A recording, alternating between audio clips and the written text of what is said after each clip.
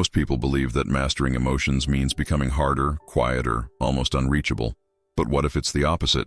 What if the people who seem strongest are simply the ones who stopped fighting their own storms? There's a kind of exhaustion that comes from holding everything in, from reacting too quickly, from replaying words you wish you could gather back. If you've ever felt that quiet fatigue, as though your heart has been running without rest, you're not alone, not even a little. Sometimes the search for strength begins at the exact moment you admit you're tired of pretending you already have it. This story is about someone who carried a flickering light he didn't understand, one that burned brightest at the worst times. He thought it was a flaw, something to hide, something that proved he wasn't built like others. But a gentle encounter, the kind that feels ordinary until you realize it changed you, showed him another way to hold that light, not by forcing it to behave, not by shutting it away, but by learning to listen to what it was trying to say. And in that quiet shift, he discovered a strength that didn't feel heavy or sharp, only steady. If you stay with this story, you may begin to notice something softening in your own chest too. Not because it will give you instructions or demand anything from you, but because it remembers something you might have forgotten. That emotions are not obstacles on the path to peace. Sometimes they are the path. And that the calm you've been searching for might already be waiting in the pause between one breath and the next.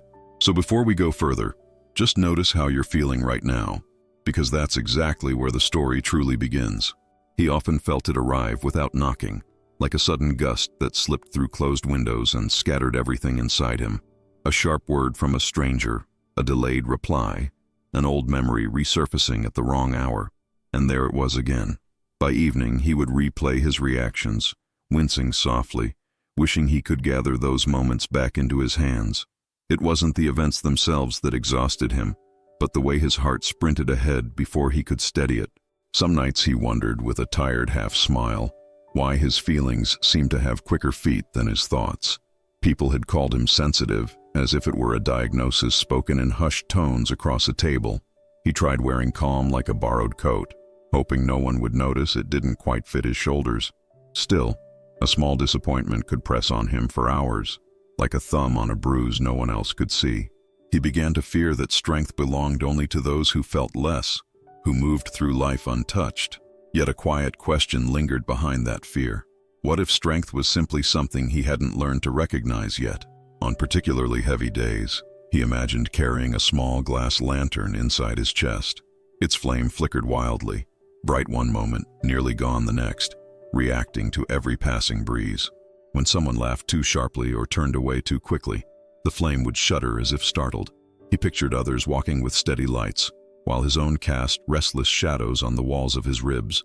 The effort of shielding it from every draft left him more tired than the storms themselves.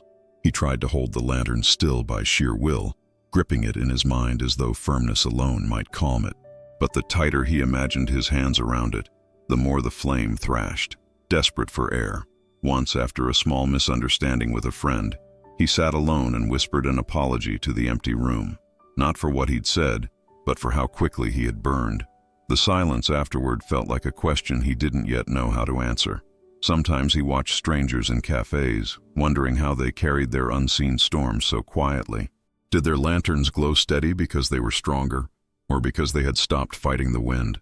The thought settled beside him gently, like someone taking a seat without speaking. For the first time, he considered that maybe the flame wasn't the problem at all. And just as that unfamiliar possibility began to warm him, something, or someone, shifted in the corner of his story. The shift began so quietly he almost missed it, like the moment night loosens its grip without announcing morning. He was sitting on a park bench, watching the small lantern in his hands tremble as usual, when a thought surfaced. What if the flame wasn't misbehaving, just trying to tell him something in the only language it knew? He tilted the lantern slightly, not to control it, just to see how the light moved when he stopped resisting. To his surprise, the flame didn't lash out. It steadied, as if relieved to be noticed, rather than restrained. He started paying attention to what happened right before the flickers grew wild. A tightness in his chest when someone dismissed him, a hollow drop in his stomach when plans fell apart. Each sensation felt less like an attack and more like a signal lamp blinking in a quiet harbor. He even murmured the feelings under his breath once: anger, hurt, fear, testing the shape of the words. Oddly, naming them didn't make him weaker. It made the storm feel mapped, almost navigable. There was a gentleness in this discovery that caught him off guard. He had always believed strength meant bracing himself, jaw set, emotions locked behind invisible doors. Now it seemed strength might be closer to listening than to fighting. The lantern's glow softened when he simply sat with it, palms open as though holding a nervous bird. He wondered how many battles he had fought against messages that were only asking to be heard. One afternoon, after a tense exchange that would normally echo in his mind for hours, he tried something new. He stepped outside, inhaled slowly, and imagined the breath passing through the lantern like a calm breeze. The flame wavered, then settled into a quiet, steady shimmer that felt almost companionable. He let the moment exist without judging it, like watching rain fall without rushing to close the windows.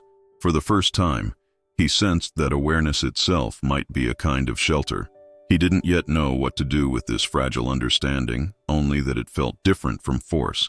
If emotions were signals, then perhaps they were guides too, pointing towards something he had overlooked. The idea lingered with him, warm and unsettling in equal measure, like a door left slightly open.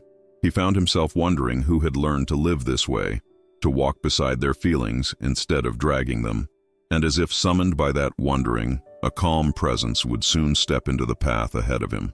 Before that quiet shift, his days had carried the faint tension of someone bracing for a sound only he could hear. He snapped at people he cared about, then spent long evenings replaying the moment with a sinking heart. A friend's gentle advice felt like criticism, a delayed invitation like rejection, a raised eyebrow like proof of failure. Opportunities slipped past because he hesitated too long, unsure whether he could trust his own reactions. Even small decisions felt risky, as if the lantern might flare and blind him at the worst possible time. At work, he learned to speak less, afraid that one careless word might spark another chain of regret. In conversations, he watched himself from a distance, measuring every tone, every pause, like walking across thin ice. When laughter broke out around him, he sometimes wondered if it was about him, though he knew that was unlikely. The effort of staying composed left him drained in a way sleep never quite repaired. He began declining invitations, telling himself he was just tired, which wasn't entirely untrue. At home, the silence felt heavier, not restful but watchful, like a room waiting for something to fall. He would set the lantern on the table and stare at it as though it might explain him back to himself. Its restless glow stretched shadows across the walls, bending familiar shapes into unfamiliar ones. Once, in a moment of raw honesty, he admitted aloud that he didn't trust what he might feel next. The confession hovered in the air, fragile and strangely relieving, like loosening a tight knot. The breaking point arrived on an ordinary afternoon that gave no warning of its importance. A minor misunderstanding turned into a sharp exchange, then into a silence colder than the words themselves. Walking away, he felt the lantern flare so violently he imagined it might shatter in his hands. Something inside him sank with a quiet finality, the way a door closes when no one is expected to return. He realized, with a clarity that stung, that he had become someone he didn't know how to guide. That evening he wandered without direction, the city lights blurring softly around the lantern's unsteady glow. He paused on a quiet street, unsure whether he was trying to escape others or himself. For the first time, the thought crossed his mind that he might need help carrying what he couldn't put down. It felt both frightening and oddly comforting, like admitting you're lost and noticing a path at the same time. And just ahead, seated as if he had been there all along, someone calm watched the flickering light approach.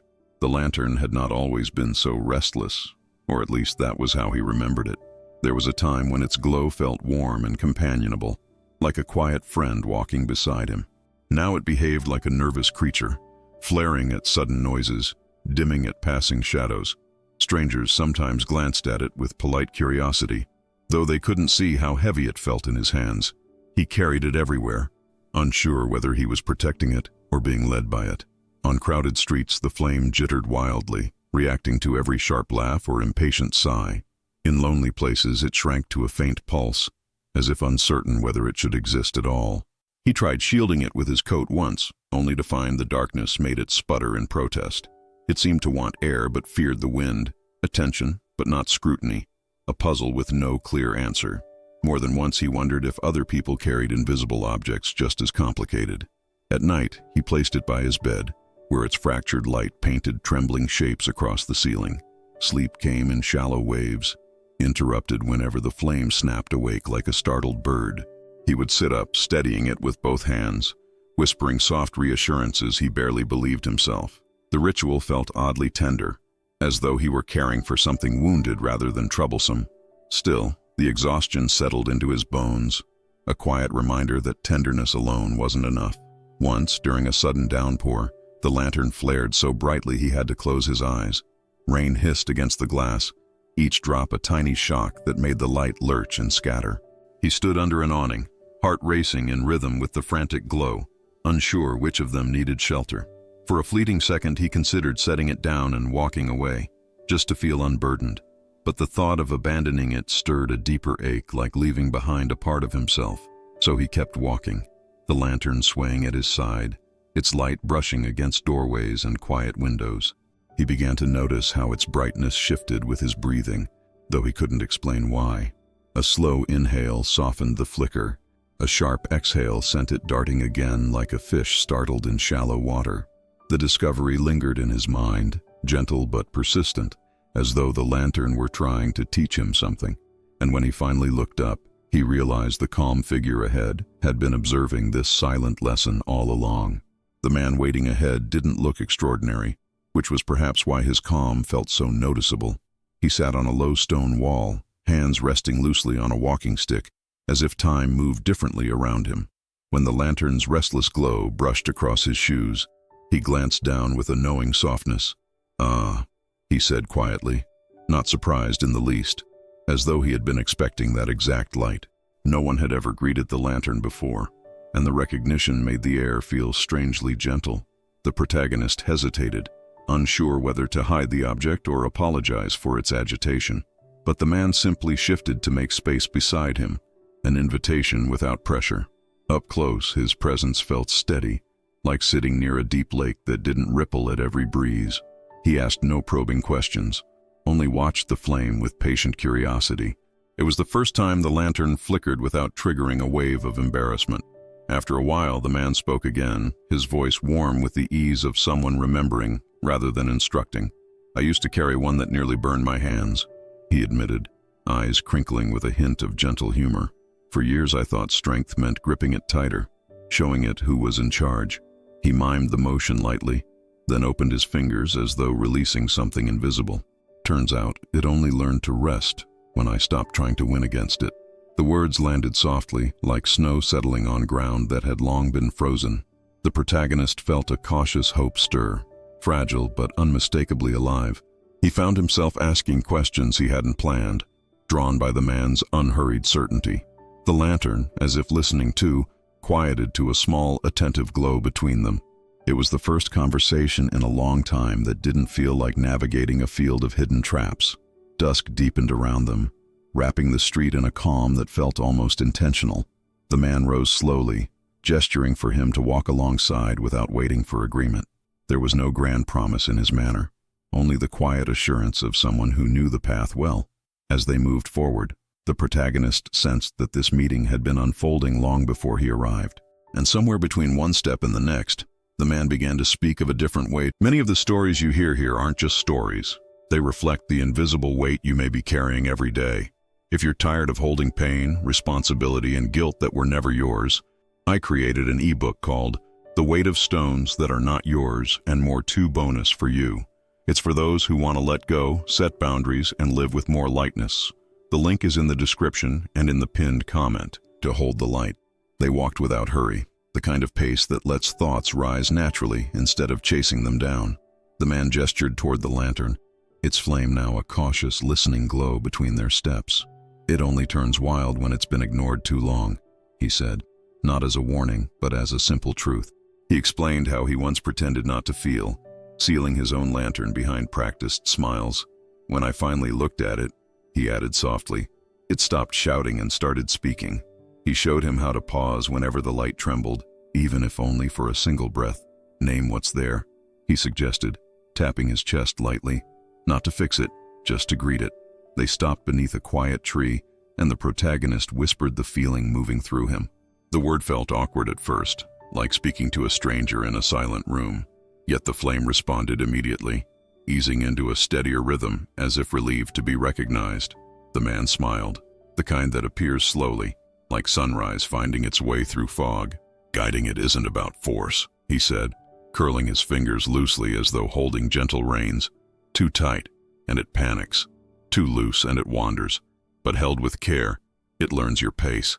He encouraged him to breathe again, slower this time, imagining the air passing through the lantern. For a moment, the glow settled into a quiet, golden stillness, neither of them disturbed.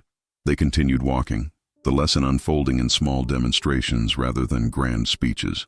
When a distant shout echoed down the street, the flame jumped, then calmed as he placed a hand near it. He didn't silence it, didn't scold it, just stayed present until the tremor passed on its own. The simplicity of it felt almost suspicious, like discovering a door had never been locked. He realized how much energy he had spent wrestling what only needed to be witnessed. At the corner where their paths might soon part, the man paused and looked at him with quiet certainty. "This will take practice," he said, "but not the harsh kind, the patient, forgiving kind." The protagonist nodded, sensing both the challenge and the unexpected kindness within that promise. The lantern glowed steadily now, casting a light that felt less like a burden and more like a companion. And as they stepped forward again, the first real test of this new way waited just beyond the next turn. In the days that followed, he practiced in moments so small no one else would have noticed. When irritation rose in a long line or a careless remark brushed too sharply, he paused instead of replying. Sometimes he simply rested a hand near the lantern, feeling its warmth without trying to correct it. The pause felt awkward at first, like learning a new rhythm while everyone else kept the old one. Yet each time he chose stillness, the flame settled a little faster, as if beginning to trust him back. Of course, there were slips. Evenings when fatigue loosened his grip on awareness. A harsh word would escape, the lantern flaring in startled protest before he could soften it. But instead of sinking into hours of regret, he returned to it sooner, whispering the feeling's name. The recovery became quicker, gentler, like standing up after a stumble without scolding the ground. He even caught himself smiling once at the absurdity of apologizing to a lamp on his kitchen table. He started keeping a small notebook, not for grand reflections, just a single honest sentence at night. Felt hurt when I was ignored, felt afraid I disappointed them. Simple truths, written and released. As the words left his hand, the lantern's glow often warmed, no longer sharp but quietly present. The practice took less than a minute, yet it felt like opening a window in a room long kept closed. Some nights he closed the notebook with a softness that felt almost like relief. Gradually, the light changed in ways so subtle, he noticed only when looking back. It no longer leapt at every passing shadow, nor dimmed at the first hint of loneliness. Its glow became steady enough to illuminate the path just ahead. Nothing more, nothing less. He realized he didn't need to see the whole road to walk it with confidence. For the first time in years, the lantern felt less like a fragile secret and more like quiet company. One afternoon, he caught his reflection in a shop window and paused, surprised by the calm in his posture. The world hadn't grown gentler, but something in him had stopped bracing for impact. He wondered what would happen when a truly difficult moment arrived, the kind that once unraveled him. The question didn't feel threatening anymore, only honest, like checking the sky before a long walk. And as if the story had been listening, that very kind of moment was already on its way. The moment arrived on an ordinary morning, disguised as a conversation he hadn't prepared for. A familiar voice delivered unexpected criticism, blunt and careless in a way that once would have shattered his calm. He felt the first surge immediately, the lantern flaring bright as a struck match in his hands.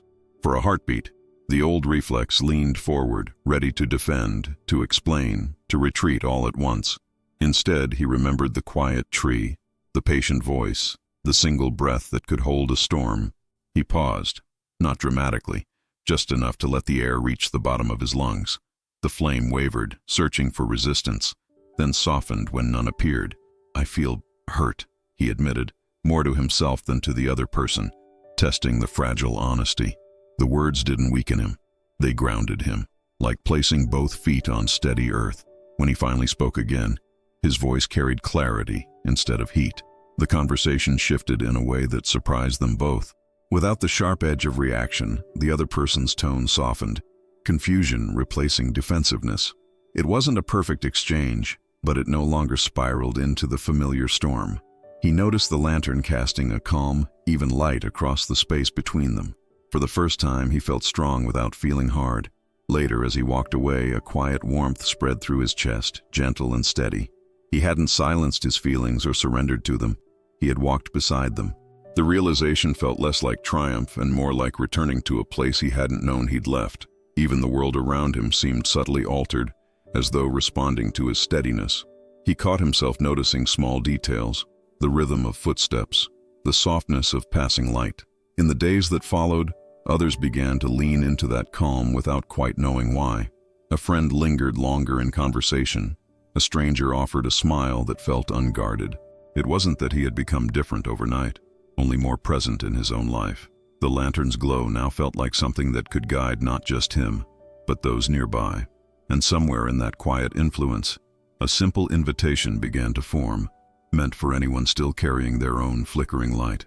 Not long after, he found himself sitting on the same park bench where the first quiet shift had begun. The lantern rested beside him, glowing with a calm that felt almost like breathing. A passerby sat at the other end, shoulders tense, eyes fixed on something only they could see. He recognized the posture immediately, the invisible weight, the silent argument within. For a moment he wondered how many people were carrying their own trembling lights through the day. He didn't offer advice, only a small reassuring nod when their eyes briefly met. Then he turned to the lantern and practiced the simplest thing he knew. One slow breath in, one gentle breath out, as if cooling warm tea before a careful sip.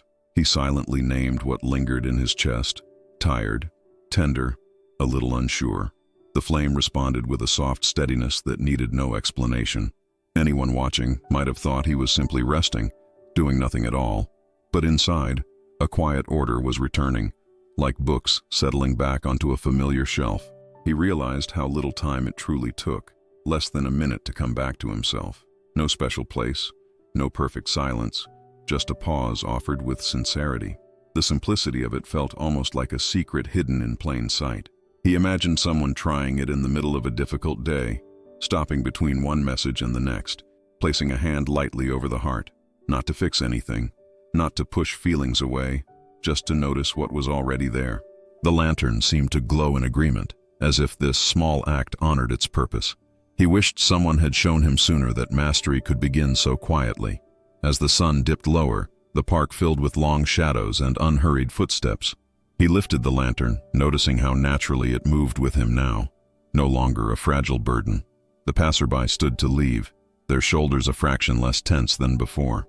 He sensed that the practice didn't belong to him alone, but to anyone willing to pause and look inward.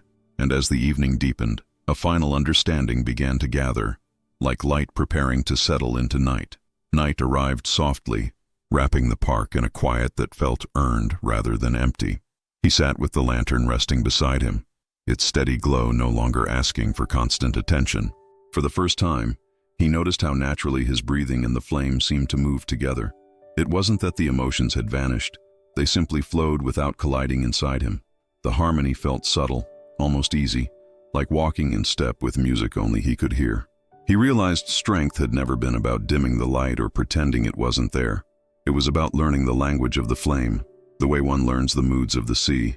Feelings still rose, warmth, ache, longing, quiet joy, but they no longer carried him away. They passed through, leaving clarity behind, like wind smoothing the surface of water. In that gentle balance, he felt both tender and unshakable at once. A memory surfaced of the person he had been, gripping the lantern with anxious hands. He felt no embarrassment toward that version of himself, only a quiet compassion. After all, he had been trying to protect something he didn't yet understand. Now the light rested easily at his side, a companion rather than a test. He wondered how many people were still fighting battles that only needed patience.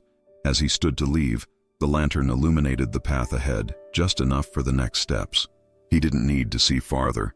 Trust had replaced the urge to control every shadow. Somewhere in the distance, a door closed gently, another opened, life continuing its quiet rhythm. He walked forward with the calm assurance of someone who had made peace with his own weather. The night seemed to welcome him, not as someone who had conquered the dark, but befriended it. And if someone had been watching from afar, they might have noticed how softly he moved, not fragile, not hardened, simply steady, like a tree that bends without breaking. The lantern's glow lingered behind him, a small circle of warmth in the vast evening. It suggested that true resilience doesn't shout or demand to be seen. It simply endures, quietly lighting the way for whoever comes next.